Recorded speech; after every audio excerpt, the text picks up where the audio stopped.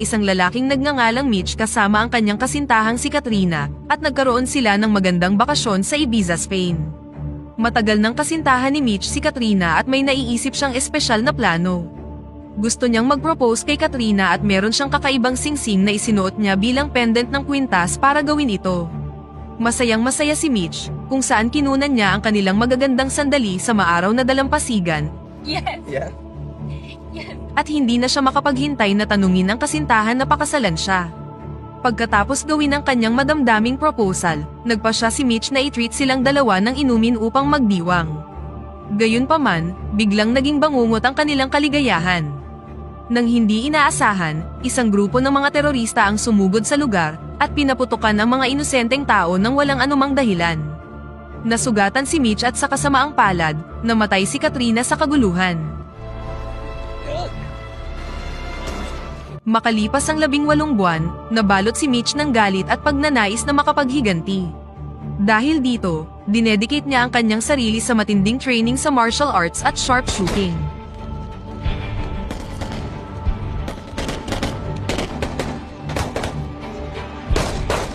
Hindi lang yun, nagawa rin niyang ma-uncover ang pagkakakilanlan ng terrorist group na responsable sa pagkamatay ni Katrina, at determinado siyang pagbayarin sila sa kanilang ginawa.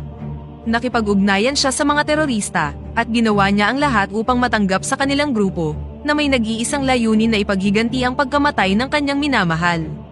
Nagtagumpay si Mitch na makipag-ugnayan sa isang lalaking nagngangalang Adnan, na nagkataong pinuno ng terrorist group.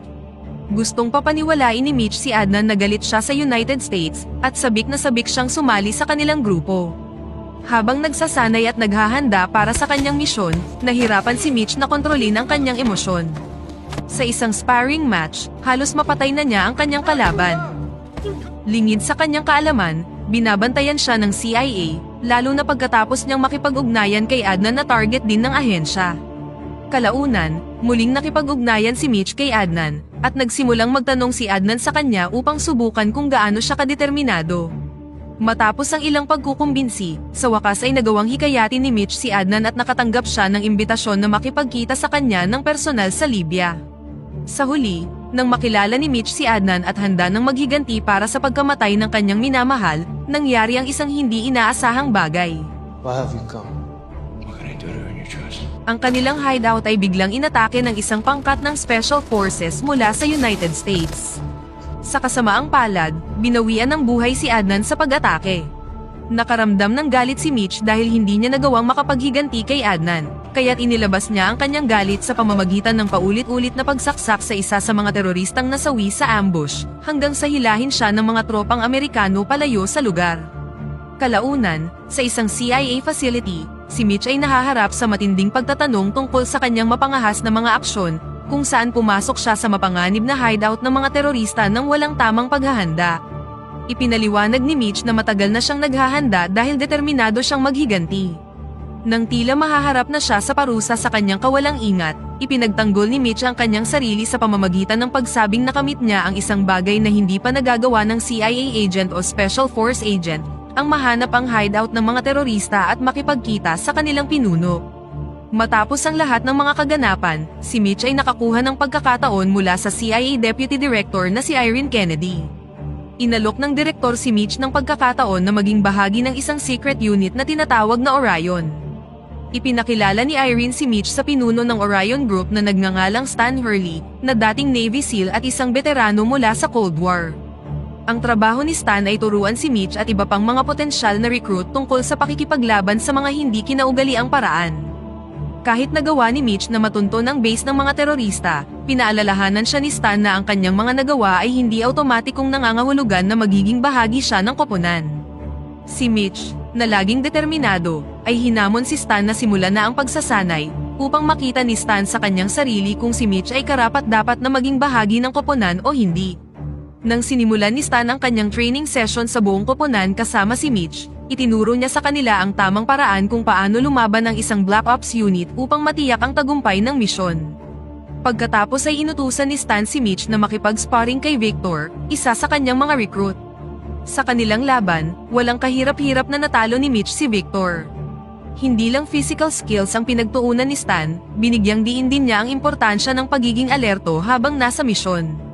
Dagdag pa dito, iginiit din niya ang importansya ng pagkontrol sa emosyon habang lumalaban.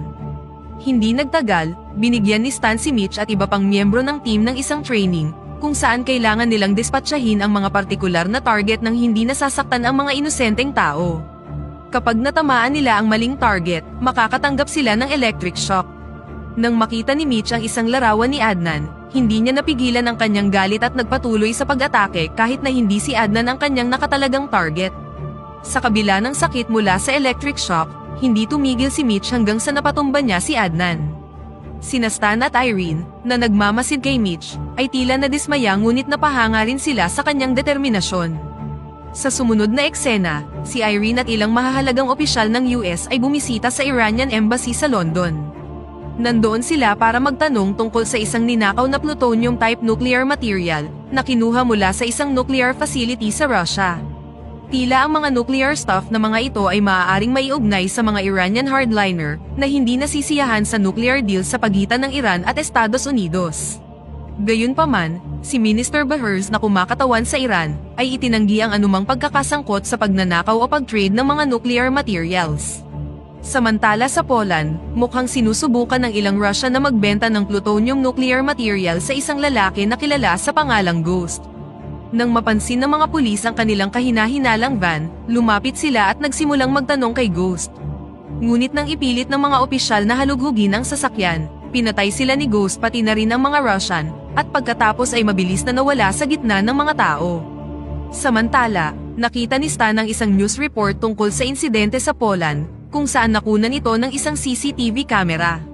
Sa kanyang pagkabigla, nakilala ni Stan ang taong responsable bilang si Ghost, isang dating miyembro ng Navy SEAL at Orion, na pinaniniwalaang namatay sa isang misyon ilang taon na ang nakakaraan. Nang ma-realize na ang kanyang dating trainee ay sangkot ngayon sa kalakaran ng plutonium, hindi na siya nag-aksaya ng oras. Nakipagkita siya kay Irene at inatasan ng direktor si Stan at ang kanyang team na pumunta sa Istanbul, Turkey. Ang kanilang misyon ay ihinto ang nuclear material deal na binabalak ni Ghost at hulihin ang isang Iranian na nagngangalang Sharif. Hindi nagtagal, nagtungo na sina Stan, Mitch at Victor sa Istanbul para sa kanilang misyon. Doon, nakilala nila ang isang babaeng agent na nagngangalang Anika na tutulong sa kanila. Habang pinagmamasdan ni Mitch at Anika si Sharif at ang tauhan niyang si Camille, biglang tumayo si Mitch, binangga si Camille, at kumilos na parang aksidente lang ito. Kalaunan, si Stan at ang team ay bumuo ng isang plano upang itigil ang transaksyon ni Ghost. Ang trabaho ni Stan ay i-disable ang military official na nangangasiwa sa mga utos ni Sharif, habang sina Mitch at Victor naman ay itatrap si Sharif at hahanapin si Ghost. Ngunit nang makita ni Ghost si Victor, na-realize niyang miyembro siya ng Orion, kaya sinaksak ni Ghost si Victor at tumakas kasama si Sharif. Ngayong patay na si Victor at malapit nang pumalpak ang kanilang misyon, pinatigil ni Stan ang operasyon at inutusan si Mitch na bumalik, ngunit hindi siya nakinig at sinundan pa rin si Sharif. Nang hindi na mahanap ni Mitch ang target, ginawa niya ang mga bagay sa kanyang sariling mga kamay. Kinumprontan niya ang assistant ni Sharif na si Camille, at pinaamin siya kung saan nagtatago si Sharif. Dinala ni Camille si Mitch sa apartment ni Sharif, kung saan nagawang talunin ni Mitch ang mga tauhan ni Sharif at sa huli ay binaril at napatay si Sharif. Dagdag pa dito, kinuha niya din ang laptop ni Sharif. Kahit na nagawa ni Mitch ang isa sa kanilang misyon sa pamamagitan ng pagdispatcha kay Sharif, hindi siya eksaktong pinuri ni Stan. Sa tingin ni Stan ay pabigla-bigla ang mga kilos ni Mitch at maaari nitong mailagay sa panganib ang buong misyon at maraming buhay, ngunit tila hindi masyadong pinansin ni Mitch ang babala ng kanyang superior. Hindi nagtagal, nakipagkita sa kanila si Irene at inutusan silang ipagpatuloy ang misyon. Nasa kamay na ni Ghost ang plutonium at plano niyang i-assemble ito upang maging isang functional nuclear weapon. Gayunpaman, hindi ito kayang gawin ni Ghost ng mag-isa, dahil kailangan niya ng isang dalubhasang physicist na tutulong sa kanya. Ang impormasyong ito ay nagdala kay Stan at sa kanyang team sa Rome, kung saan na-identify nila ang mga nuclear physicist na pinapressure ni Ghost na gawing functional nuclear weapon ang plutonium. Samantala, nakagawa si Mitch ng isang nakakagulat na discovery tungkol sa kanyang kasamahan na si Anika. Nalaman niya na isa talaga siyang foreign agent na nagtatrabaho para sa Iran. Ipinaliwanag ng babae na bahagi siya ng mainstream Iranian group, na sinisikap na pigilan ang mga hardliner na mapasakamay nila ang mga nuclear materials. Samantala sa ibang lokasyon, si Minister Bahers ay makikitang nakikipagpulong kay Ghost. Lumalabas na ang ministro ay nakipagsanib puwersa kay Ghost upang lumikha ng nuclear weapons para sa pag-atake sa United States. Lumipat ang eksena kay Stan, na nakipagkita sa isang dating kaibigan, isang dating agent na nagngangalang Ashani. Sinimulan ni Ashani na ibunyag ang pagkakasangkot ni Minister Bahers bilang ang mastermind sa likod ng lahat. Ngunit nang malapit na niyang ibahagi ang iba pang impormasyon, humalingongaw ang isang putok ng baril at agad na napatay si Ashani. Lumalabas na si Ghost ang nagpaputok at nagawa din niyang hulihin si Stan. Matapos dalhin si Stan sa kanyang hideout, nagkaroon si Ghost ng masamang intensyon. Plano niyang pahirapan si Stan, at pinilit siyang saksihan ang pagkawasak ng United States military.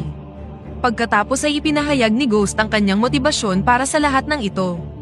Nais niyang maghiganti dahil labis siyang nasaktan sa kanyang pagkatanggal sa militar, kahit na itinaya niya ang kanyang buhay sa pagtatanggol sa bansa. Ngunit hindi lang paghihiganti ang dahilan, inamin ni Ghost na ginagawa niya din ito para sa pera. Samantala, nabigla si Mitch nang malaman na nahuli ni Ghost si Stan, at inutusan ni Irene si Mitch na bumalik na sa US dahil nakansela na ang misyon. Matapos mahuli si Stan, plano ni Irene na magpadala ng Special Forces upang tapusin ang misyon. Gayunpaman, determinado si Mitch na ipagpatuloy ang misyon at nagpasya pa rin siyang iligtas ang kasamahan. Sa CIA safe house sa Rome, binabantayan si Annika ng dalawang Mossad agent nang biglang dumating si Mitch upang mamagitan, at nagawa niyang palayain si Annika. Nagsanib puwersa sina Mitch at Annika para hanapin ang underground base ni Ghost kung saan siya gumagawa ng mga nuclear weapon. Samantala, alam ni Irene at ng kanyang team na nakikipagtulungan si Mitch kay Annika para tapusin ang misyon. Sa kabilang banda, si Ghost ay makikitang pinapahirapan si Stan, at paisa-isa niyang binubunot ang kanyang mga kuko, habang humihingi ng impormasyon tungkol sa kanyang koponan. Sa kabila ng sakit, nanatiling matatag si Stan at tumangging ibunyag ang anumang impormasyon. Nang ipilit ni Minister Bahers na tapusin na ang interogasyon, pinatay siya ni Ghost pati na ang kanyang mga tauhan, at inactivate na ang nuclear bomb. Samantala, matapos makalusot sa isang tunnel, nagpasya sina Mitch at Annika na maghiwalay. Naunang pumasok si Annika, habang si Mitch naman ay inasikaso ang mga tauhan ni Ghost sa labas. Bagamat madali silang natalo ni Mitch, napakahirap na maging mag-isa laban sa isang malaking grupo. Sa kabutihang palad, nagpadala si Irene ng Special Forces upang tulungan siya. Makalipas ang ilang sandali, nahanap at nailigtas ni Mitch ang sugatang si Stan. Gayunpaman, hinimok siya ni Stan na habulin si Ghost at pigilan siya sa pag-detonate ng nuclear bomb. Sa hindi inaasahang pagkakataon, nahuli ni Ghost si Annika at ginamit siya bilang bihag. Matapang na isinakripisyo ni Annika ang kanyang sarili sa pamamagitan ng paggamit ng sandata ni Ghost. Umaasang mabibigyan ito ng pagkakataon si Mitch na patayin siya. Sa kasamaang palad, nakatakas si Ghost at sumakay siya sa isang bangka dala ang nuclear bomb. Kasunod ng kanilang pag-uusap, na-realize ni Stan na gagawin ni Ghost ang isang kamikaze attack sa US Navy 6th Fleet. Agad na hinabol ni Mitch ang bangka, at ang 6th Fleet, na inalerto sa pamamagitan ng CIA channel, ay naghanda na para sa banta ng nuclear. Matapos ang isang matinding labanan, sa wakas ay nagawa ng dispatchahin ni Mitch ang teroristang si Ghost.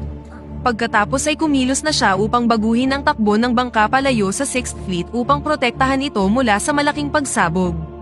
Ihinagis ni Mitch ang nuclear weapon sa dagat, at lumayo sa lugar sakay ng isang Navy rescue helicopter na ipinadala ni Irene para iligtas si Stan. Makalipas ang ilang sandali, sumabog ang device, na nagdulot ng napakalaking sinkhole at malaking tsunami na tumama sa 6th Fleet. Sa isang himala, ang lahat ng Navy personnel ay nakaligtas sa napakalakas na pagsabog. Matapos gumaling sa kanyang mga sugat, inilihim ni Stan kay Irene na nagbabakasyon si Mitch sa Dubai. Nang tanungin ni Irene ang tungkol sa kinaroroonan ni Mitch, hindi ibinunyag ni Stan ang totoo. Sa halip, pareho silang nanood ng isang broadcast sa telebisyon na ibinalita na ang Iranian faction na tinangkang mapasakamay ang nuclear weapons ang siyang mananalo sa presidential election at sinisi ang CIA sa nangyaring nuclear attack. Samantala sa Dubai, Ang newly elected Iranian presidential candidate at ang kanyang mga bodyguard ay pumasok sa isang elevator, kung saan naroon din si Mitch na binigyan sila ng isang matamis na ngiti, at dito na nagtatapos ang pelikula.